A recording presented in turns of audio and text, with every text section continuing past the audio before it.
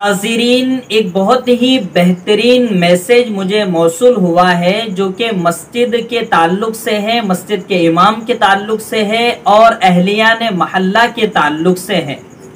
علی گڑھ مسلم یونیورسٹی کے طلباء نے ایک میٹنگ منعقد کی اور اس میں چند اصول اور ضوابط بتلائے ہیں۔ وہ میسج میں آپ کو ہو بہو سنانا چاہتا ہوں اور آپ اپنے آپ تک محدود مت رکھیے گا، آگے ضرور پہنچائیے گا۔ جس مسجد میں بھی یہ اصول آداب رہیں گے، کسی امام پر ظلم نہیں ہوگا اور نہ اس مسجد میں اور اس بستی میں کبھی اختلافات پیدا ہوں گے۔ میٹنگ میں پیش کی گئی تجاویز اس طرح سے ہے۔ نمبر 1، کسی بھی امام کو امامت کے لیے رکھتے وقت ایک فارم جیسے کہ مسجد کا لیٹر پیڈ یا سرکاری اسٹامپ پیپر، مسجد کا نام اور پتہ، مسجد کے متولی اور ذمہ داران کا پورا نام اور پتہ اور نئے منتخب کیے جانے والے امام صاحب کا نام اور پتہ درج ہو،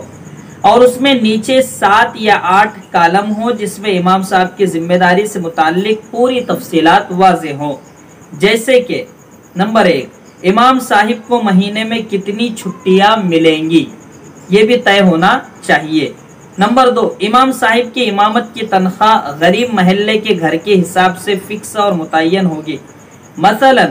اگر غریب محلے میں 30 گھر ہے تو 9,000 متعین ہوگی، اور اگر محلہ مالدار لوگوں کا ہے تو پھر اس وقت امام صاحب کی تنخواہ محلے کے لوگوں کی مالداری کے حساب سے متعین ہوگی، جس کی سب سے کم مقدار 15,000 روپیہ متعین ہوں گی۔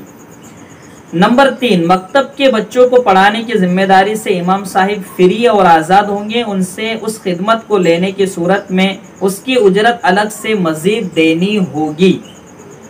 تبلیغی جماعت کے مشورے میں بیٹھنے اور نہ بیٹھنے کے سلسلے میں امام صاحب خود مختار ہوں گے۔ ناظرین، یہ بہت اہم اصول ہے۔ حالات کے حساب سے امام صاحب کو امامت سے برخاست کرنے کی صورت میں مسجد کے ذمہ داران کو 2 ماہ یعنی 2 مہینہ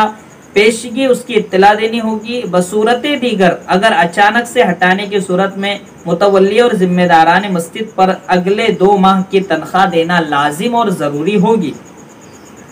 امام صاحب کے خود سے استعفیٰ دینے کی صورت میں امام کو اس کی اطلاع 1 ماہ قبل دینی ہوگی، ورنہ بصورت دیگر اچانک سے خود سے بغیر بتائے اچانک مسجد چھوڑنے پر امام کی 1 ماہ کی تنخواہ کاٹ لی جائے گی، اور اگر امام صاحب نے پہلے ہی اس ماہ کی تنخواہ لے لیا ہے تو امام صاحب پر اس ماہ کی تنخواہ واپس کرنا ضروری ہوگی۔ اور پھر آخر میں سب سے نیچے اس فارم پر دونوں حضرات متولی اور ذمہ داران مسجد اور امام صاحب کا دستخط ہو،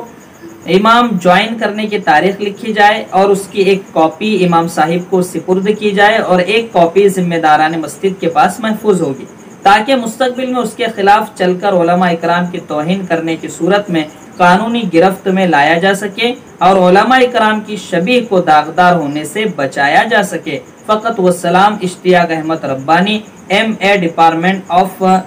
پولیٹیکل سائنس، AMU علی گڑھ یونیورسٹی۔